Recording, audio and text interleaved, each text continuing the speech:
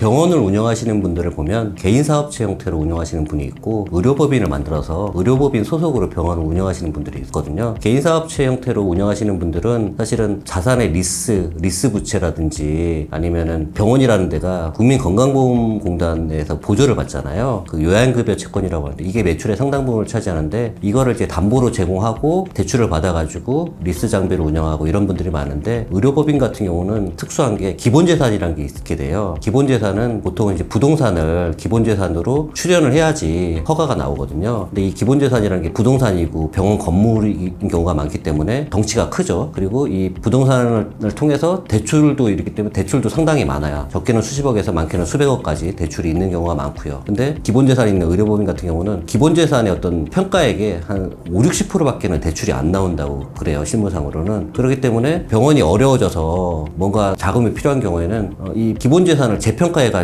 가액을 올려서 추가 대출을 조금 받아서 이제 소위 말해서 돌려막기식으로 병원을 운영하는 형태가 많았는데 코로나 시절에 의료법인 형태로 운영하던 요양병원들이 환자가 없고 환자가 없는 상태에서 대출 이자도 늘어나고 그 다음에 주변의 경영 상황도 악화되다 보니까 이거를 부동산 담보대출을 못 갚는 상황이 되고 대출도 못 갚아서 부동산을 처분해야 되는데 처분도 안 되는 상황이 발생하게 돼서 새로운 이제 구조조정이 필요하다. 다만 기본재산의 어떤 뭐 재평가를 통해서 추가 대출도 안 나오는 상황이다 보니까 결국은 회생 신청을 하거나 급기야는 파산 신청을 하는 경우가 많고요. 근데 최근 트렌드는 뭐냐면 이 회생 신청을 하더라도 회생 신청한 다음에 이제 금융기관 채권자들하고 개시결 결정 전 단계에서 좀 자율적으로 구조조정을 해서 그 회생 신청을 취하는 ARS라는 제도를 활용하기도 하고요. 근데 이게 ARS를 왜 하냐면 금융기관 입장에서는 회생 개시 결정이 나면 채무자의 신용등급이 거의 뭐 C, D로 떨어지고요. 그 다음에 이 대출, 그 금융기관의 대출도 부실 채권으로 확 분류가 되는 모양이에요. 근데 개시 결정이 안 나게 되면은 정상여신으로 분류가 될 수 있어서 금융기관 입장에서도 관리에 있어서 문제가 없다라고 해서 금융기관도 최근에는 의료법인이라고 하더라도 자율적으로 뭔가 대환 대출을 해주려고 한다든지 기한유예를 해주려고 한다든지 해서 소위 말해서 회생 절차 내에서 자율구조조정 형태 ARS를 하려는 추세이고요. 또 하나는 의료법인 같은 경우는 보통은 우리가 일반 주식회사처럼 주주가 있거나 이러진 않아요. 대부분의 의료법인 정관에는 5인 이상의 이사만 있으면 의료법인 설립이 가능해요. 실제 의료법인을 보면 이사 딱 5명 두고서 5명으로 선임된 이사회에서 의사결정을 하는 경우가 많아요. 의료법인에 대해서 지금 M&A를 하려는 추세들이 많아요. 왜냐하면 의료법인은 자치단체별로 해서 허가가 정해져 있고요. 그 추가적으로 허가가 잘 안 나는 경우가 대부분이에요. 추가 허가가 안 나는 어떤 희소성이 있는 의료법인에 대해서 이사의 어떤 자리를 돈을 주고 사고 파는, 단순한 이사의 자리를 돈을 주고 사고 파는 게 아니고 그 의료법인이 가지는 기본자산의 가치, 병원의 수익 가치를 놓고서 인수대금이 얼마냐 따지는 거고,